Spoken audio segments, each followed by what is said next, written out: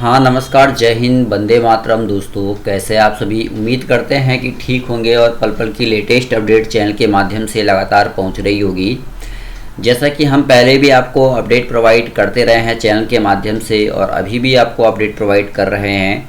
ये वीडियो क्यों ज़्यादा महत्वपूर्ण हो जाती है, क्योंकि आप सभी ये कहते हैं कि बीपीएससी के माध्यम से जो चयनित शिक्षक अभ्यर्थी हैं वो बिल्कुल, एक तो हम ये कहते हैं कि बिना धांधली के आए हुए शिक्षक अभ्यर्थी हैं, तो ये बात तो बिल्कुल गलत सिद्ध हो रही है।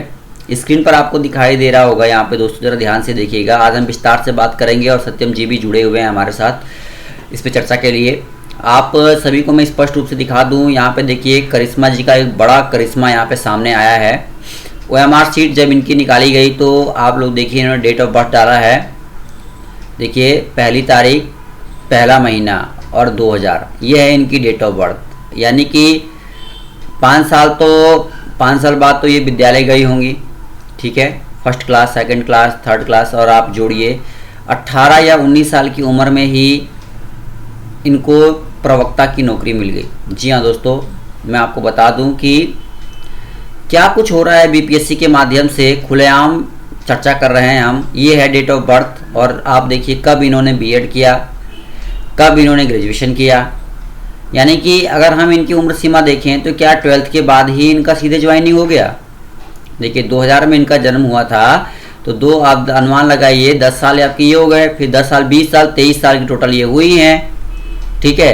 अब आप लगाइए कि भाई कब इन्होंने ग्रेजुएशन किया, कब इन्होंने 12th पास किया। तमाम चीज़ें जो यहाँ पे अब सामने आ रही हैं कि भाई ये इतना बड़ा फर्जीवाड़ा जो है वो कैसे बीपीएससी के माध्यम से हुआ है, जो सामने उभर के आ रहा है। आप देख सकते हैं कि इनकी डेट ऑफ बर्थ आपको यहाँ पे दिखाई दे रही है। और खैर विस्तार से हम सत्यम भाई से जानेंगे क्या कुछ है इसे लेकर। तो इसे आप देख सकते हैं और समझ भी सकते हैं कि भाई फर्जीवाड़ा जो है वो चढ़ के जो है बोल रहा है बीपीएससी में। और अगर आप 18 वर्ष की उम्र में या 17 वर्ष की उम्र में 12th भी कर लेते हैं तो 3 साल का आपका ग्रेजुएशन हुआ, फिर आपका बीएड हुआ, फिर आपका एसटीटी, तमाम चीज़ों को अगर हम देखें तो भाई इस डेट ऑफ बर्थ पे तो असंभव है, ठीक है। और इधर देखिए ये पूरा का पूरा देखिए इनका OMR सीट है जो इन्होंने भरा था, देख सकते हैं, आपको दिखाई दे रहा है स्क्रीन पर। और करिश्मा कुमारी का बड़ा करिश्मा, ठीक है। हम आज इसी पे चर्चा करेंगे।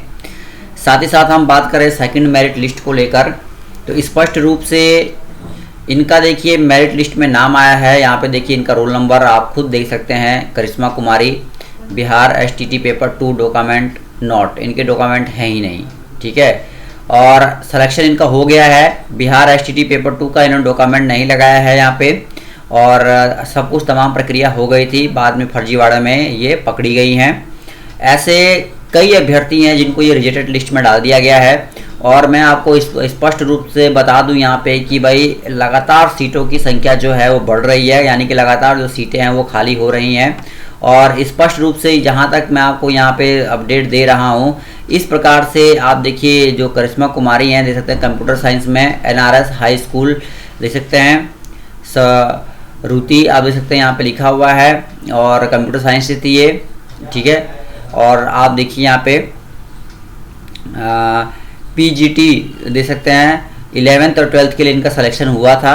और सब्जेक्ट देख सकते हैं इनका क्या है, कंप्यूटर साइंस है, और देख सकते हैं यहाँ पे। और ये तो पूरा का पूरा मामला जो है फर्जीवाड़ा का बहुत व्यापक रूप में सामने आया है। इसी को लेकर हम बात करेंगे, थोड़ा सा हमारे साथ जुड़े हुए हैं यहाँ पे आपके सत्यम भाई, और तमाम जानकारी आपको देंगे। स्वागत है आप सभी लोगों का। छठ पूजा भी खत्म हो गया, दीपावली भी खत्म हो गया। लगातार वीडियो में मैं नहीं आ पा रहा था क्योंकि लगातार मेरी भी माँ थोड़ी सी अस्वस्थ थी, और अस्वस्थ होने के कारण हम भी बिजी थे। इससे पहले मैं खबर में आने से पहले बता देता हूँ कि वही करिश्मा कुमारी जिसकी रिपोर्ट मैंने पहले चला चुका था, ये वही करिश्मा कुमारी है जो करिश्मा कर दी पूरे बिहार के लिए। और साथ साथ ऐसी करिश्मा की है कि जिसको शब्द में व्यक्त करने के लिए हमारी और आपकी प्रतिकाष्ठा नहीं, बल्कि उन सारे समाज की मनोवृत्ति है जिसको शब्दों में व्यक्त नहीं किया जा सकता। इस करिश्मा कुमारी, ये जैसे जो भी पीजी में फॉर्म भर लेते हैं, जिनकी पीजी हो जाती है, जिनकी बीएड हो जाता है, वो 2 साल में केवल बीएड नहीं बल्कि बीएड प्लस कुमारी ने 2019 में एस्टेट पास आउट हो गया पीजी करके, और जानते हैं कैसे? उन्होंने 2000 में जन्म लिया और 2019 में वो PG plus BEd pass out होकर वो लेक्चरर भी बन गई, यानी 19 साल की एज में। यह खबर दिखाने से पहले मैं आप सभी लोगों को बोलूंगा कि जो लोग चैनल पे नए हैं वो लोग चैनल को सब्सक्राइब करें, लाइक करें और शेयर करें, और अपने मित्रों में और अपने घरों में भी इस चैनल का चर्चा जरूर करें, ताकि उन लोगों को भी मौका मिल पाए सारी विषय वस्तु को जानने के लिए। इससे पहले मैं खबर में आएंगे, यानी 1 to 5 वाले जो बच्चे हैं जो तैयारी कर रहे हैं पीआरटी में, 150 नंबर के लिए किरण पब्लिकेशन का बुक आ गया है। इसके माध्यम से भी आप तैयारी कर सकते हैं, और जो नई सिलेबस है इस सिलेबस के आधार पर इस बुक को बनाया गया है, और आप डिस्क्रिप्शन बॉक्स में जाकर इस बुक को खरीद सकते हैं। साथ साथ आते हैं अपने टॉपिक पर आकर सारी विषय वस्तु को चर्चा करते हैं और बताते हैं कि क्या क्या घटना घटी है शिक्षा विभाग की तरफ से। तो जो देखिए, आप करिश्मा कपूर के साथ साथ और भी एक बच्चे हैं जो पेपर 2 में केवल सीटेट क्वालिफाइड थे, और वो सीटेट क्वालिफाइड होने के बाद उनका मैंने इंटरव्यू भी लिया था, शायद उनका भी नियुक्ति पत्र आ गई है। और साथ साथ न जाने कितने सीटेट फेलुअर, जिनकी सीटेट में पेपर 2 में जिनकी मार्क्स नहीं है, जो एपेरिक कैंडिडेट है, वो भी आज नौकरी कर रहे हैं। पता है क्यों? इसलिए नौकरी कर रहे हैं क्योंकि सीटेट की सर्टिफिकेट तो जांच ही नहीं हुई है।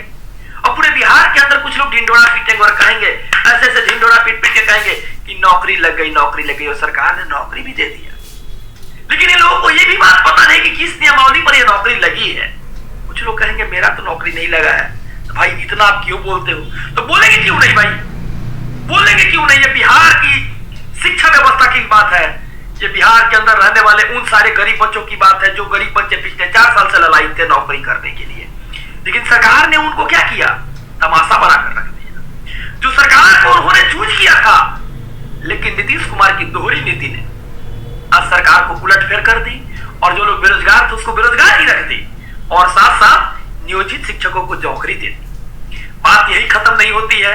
यूपी वाले 2 आईएएस जो है के पाठक सर हैं और साथ साथ अतुल सर जो है, इन्होंने जो अपनी प्रक्रिया को अपनाया, जो लोग टीआरई में थे, जो लोग मतलब एक तरह से कहा जाए सीटेट फेल थे, इन लोग के लिए कोई जगह नहीं है। के पाठक सर इनको नहीं निकाले हैं, अतुल सर इनको नहीं निकाले हैं। इसलिए नहीं निकाले हैं क्योंकि इनकी जो सॉफ्टवेयर बनाने की नीति थी, किस प्रकार की नीति थी कि यहां पर कहते हैं टीआरई में आप प्लस देखिए ना, यहां पर कहते हैं वो कि आप बताइए कि यहां पर कहते हैं कि जो एसटीईटी का मार्क्स अपलोडेड नहीं है, मतलब इनके पास नहीं है, और यहां पर स्कूल का आवंटन भी हो जा रहा है, स्कूल भी इनको प्रोवाइड हो जा रहा है कि नहीं चलो इनको स्कूल मिल गया। यानी इसका मतलब ये होता है कि जितने सारे फर्जी कैंडिडेट निकाले गए हैं उनको स्कूल मिल चुकी है। हम और आप इसलिए शांत हो गए ना, इसलिए शांत हो गए क्योंकि हम और आप उस चीज से नागण्य है, जानकारी नहीं है। करिश्मा कुमारी की रिपोर्ट से बात पता चलती है। आते हैं और मुद्दा नंबर 2 पर। आजकल के बिहार के अंदर जो टेक्निकल स्किल्ड बिहार हो चुका है, जिसकी जनसंख्या लगभग 12 से 13 करोड़ है, इस जनसंख्या के अंदर में लोगों के पास इतना मेंटालिटी, जितना स्किल्स नहीं है कि हमको किस प्रकार की काम करनी हो और किस प्रकार की सरकार चूज करनी है जिससे बिहार की एजुकेशन व्यवस्था को ठीक किया जा सके। कुछ लोग कहेंगे इतनी बहाली हो रही है, आप भी तो इस बहाली का एक हिस्सा है। तो मैं बता देता हूं भाई कि मैं तो हिस्सा हूं ही, लेकिन सरकार ने गलत नीति का फिर से हम लोगों का क्या कर दिया? शोषण कर दिया। जैसे मैं ही अचानक से पता चलता आनंद फानंद में एसटीईटी आता, ठीक है मैं क्वालिफाइड भी किया, लेकिन हमारे में लगभग 66,000 बच्चे हैं मैथमेटिक्स में, और सीट कितना है? 220 से 221, जिसमें से 50% आरक्षण में महिलाओं को चल जाएगा। और ईडब्ल्यूएस वाले जितने कैंडिडेट हैं उसमें 66,000 बच्चे में टोटल बच्चे ईडब्ल्यूएस में आएंगे। आप पिछला रिजल्ट उठाकर देख लीजिए कि ईडब्ल्यूएस कैंडिडेट में केवल ईडब्ल्यूएस नहीं है, बल्कि पासवान भी आ सकते हैं, गुप्ता भी आ सकते हैं, और कोई भी कास्ट के लोग यहाँ पर आ सकते हैं। तो बात यहीं पे खत्म नहीं होता है। लेकिन अब मुद्दा की बात यह है कि अब हम भी घबराते नहीं है। मुद्दा यह है कि देखिए सरकार की एक गलत नीति को देखिए कि मतलब सारे कैंडिडेट, सारे वर्ग के लोगों के लिए स्पेशल सीट है, लेकिन ईडब्ल्यूएस क्या है ना कि खिचड़ी है बिहार के लिए, सारे वर्ग के लोग इसमें आ जाएंगे। और बात यही नहीं खत्म होता है, यूपी वाले बहुत सारे विकलांग बच्चे जो हैं उन्होंने भी इसका फायदा लिया है, और इसमें कोई डोमिसाइल नीति का ना इसमें जांच हुई है और ना ही किसी प्रकार की इसमें कोई विषय वस्तु की कोई चर्चा हुई है। तो जो बहाली हुआ है, सबसे पहला चीज यह बहाली किस नियमावली पर हुआ है ये के पाठक सर को भी पता नहीं है और अतुल सर को भी पता नहीं है। इसलिए मैं बोलना चाहता हूं किस नियमावली पे हुआ है। 2018 में बीएड प्लस डीएलएड के लिए भारत से मान्यता प्राप्त मिला था, वही नियमावली आई थी, वो नियमावली तो खत्म कर दी गई। मानते हैं कि बीएड कैंडिडेट का आपने रिजल्ट नहीं दिया, लेकिन नियमावली तो वही था ना, नियमावली तो वही था। अभी इसके साथ साथ एनआईएस डीएलएड वाले जो उस दिन का जो जजमेंट है, इसके ऊपर मुझे कोई टिक्का टिप्पणी नहीं करना है, लेकिन इसके ऊपर जब जजमेंट आएगी तो इसके ऊपर भी प्रभाव पड़ने वाली, जैसे बीएड कैंडिडेट को मिले उस तरह से एनआईएस को भी प्रभाव पड़ेगी। लेकिन इसके बाद भी क्या क्या होने वाला, आनंद फानंद में ज्वाइनिंग को लेकर तब एक तरफ से चला जा रहा है कि नहीं बीपीएससी टीआरई 2 होगा, टीआरई 3 होगा, टीआरई 4 होगा, जो भी टीआरई हो। मैं सबका समर्थन करता हूं, लेकिन गलत का समर्थन मैं नहीं करता हूं। सरकार को अगर इस तरह की प्रक्रिया लानी थी, इस प्रकार की प्रक्रिया को दर्शानी थी, तो सारे स्टूडेंट को पहले अवगत तो करा देती कि नहीं हमारी सरकार आई है, इस प्रकार की हम नीति और प्रणीति को लगाएंगे।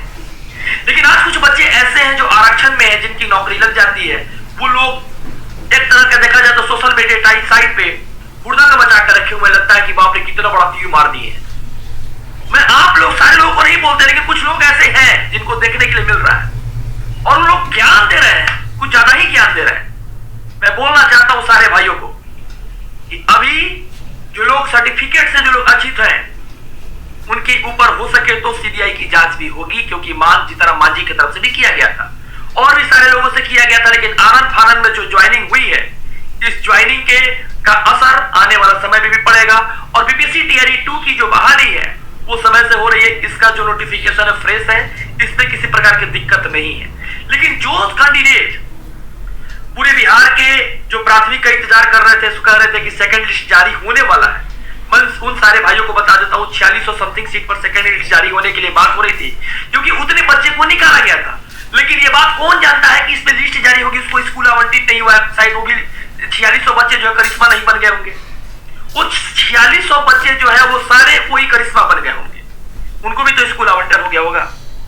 एक तरफ से निकाला जा रहा है, एक तरफ से सॉफ्टवेयर बन के पहले से ही तैयार है कि इनको स्कूल अलॉटमेंट कर दिया गया है। तो इस तरह की दिक्कत आ ही रही है और तत्काल बहुत सारी समस्या जो है उस समस्या को भी देखा जाएगा, चर्चा किया जाएगा। लेकिन जो लोग चैनल पर नए हैं, चैनल को सब्सक्राइब कीजिए, लाइक कीजिए, फिर आपके साथ हम आएंगे और फिर आपके साथ जो खबर रहेगी उसको दिखाएंगे। और जो भी आपकी समस्या आप कमेंट बॉक्स में दीजिए। आपके कमेंट के साथ साथ अगर उस विषय वस्तु के बारे में ज्यादा लोगों की हित रहेगी तो वीडियो भी बनेगी और आपकी समस्या जो होगी उसका समाधान भी किया जाएगा। जय हिंद, जय भारत।